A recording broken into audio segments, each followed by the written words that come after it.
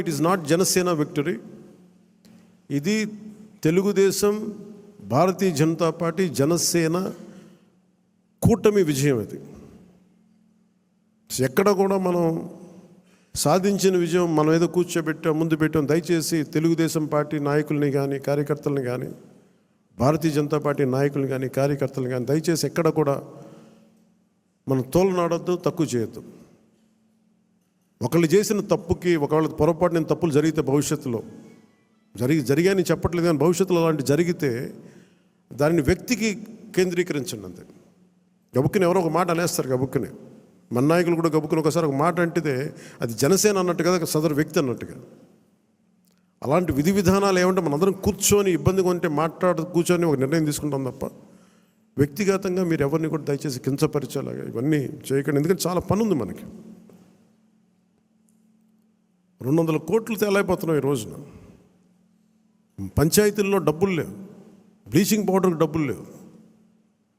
ఈ మధ్యనే world bank వాళ్ళతో మాట్లాడుతూ ఉంటే వాళ్ళు ఒకటే మాట్లాడుతాం, మీరు కమిటెడ్ లీడర్షిప్ మీరు ఇవ్వండి, మేము మీకు డబ్బులు ఇచ్చే బాధ్యత మేము తీసుకుంటాం, మీకు పెట్టుబడులు ఇచ్చే బాధ్యత మేము చాలామంది చెప్తాం. గత ప్రభుత్వంలో మాకు ఆ నమ్మకం రాలేదు. మీరు చాలా కమిటెడ్గా ఉన్నారని మాకు అర్థమవుతూ ఉంది. Asian infrastructure industrial development bank కానీ, వరల్డ్ బ్యాంక్ కానీ వీళ్ళందరితో మాట్లాడుతూ ఉంటే నా సైడ్ నుంచే పెద్ద అనుభవం, పరిపాలన అనుభవం లేనివాడిని. అందుకనే చంద్రబాబు గారి అనుభవం చాలా అవసరం రాష్ట్రానికి. నేను మొదటి నుంచి అదే చెప్తున్నాను, ఇప్పుడు అదే చెప్తున్నాను.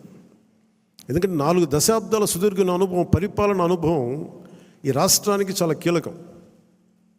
సో అలాంటి పరిపాలనా దక్షత ఉన్న వ్యక్తికి నాతో సహా అందరం చేదోడు వాదోడుగా ఉండాలి. ఈ కూటమి ప్రజలకి సుస్థిరత ఇచ్చి ప్రజలు తమ స్వశక్తి మీద నిలబడే వరకు ఈ కూటమి మనస్ఫూర్తిగా ఉండాలని కోరుకున్నాం. దీన్ని ఈ సందర్భంగా మీ అందరికీ తెలియజేసుకుంటున్నాను. సో మీ అందరికీ కూడా పేరు పేరున ఈ సమావేశానికి ఇచ్చేసినందుకు మీ అందరికీ ధన్యవాదాలు తెలుపుకుంటూ, అలాగే SKCB orphanage home, Shine orphanage home నుంచి వచ్చిన SKCB orphanage home Swarnalatha, Pushpalatha గారికి, షైన్ ఆర్ఫనేజ్ హోమ్ సంధ్యారాణి గారికి, జి సంధ్యారాణి గారికి, ఎన్ సంధ్యారాణి గారికి మనస్ఫూర్తిగా మీ అందరికీ నా హృదయపూర్వక నమస్కారాలు. అంటే మిమ్మల్ని ఏదో నాకు నేను ఎప్పుడు ఏం అడిగానంటే, ఈ డబ్బులు వేస్ట్ అయిపోతూ ఉంటే పూలు తెస్తూ ఉంటారు,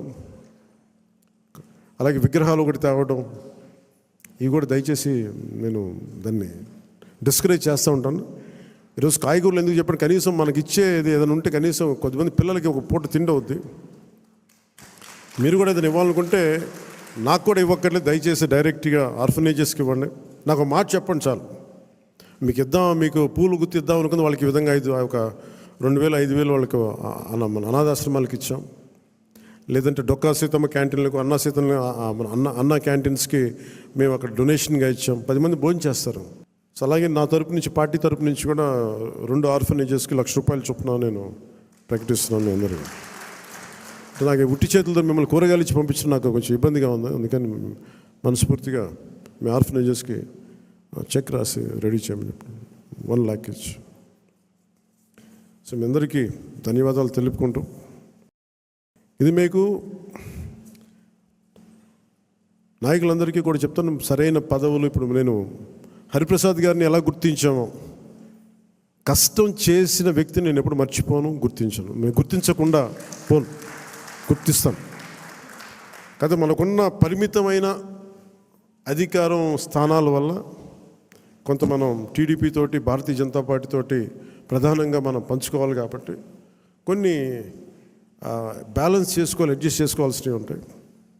అందరూ నన్ను చైర్మన్ పదవులు తప్ప ఎవరు తక్కువ అడగట్లేదు. దయచేసి అందరూ చైర్మన్లు కూడా లేవు అక్కడ.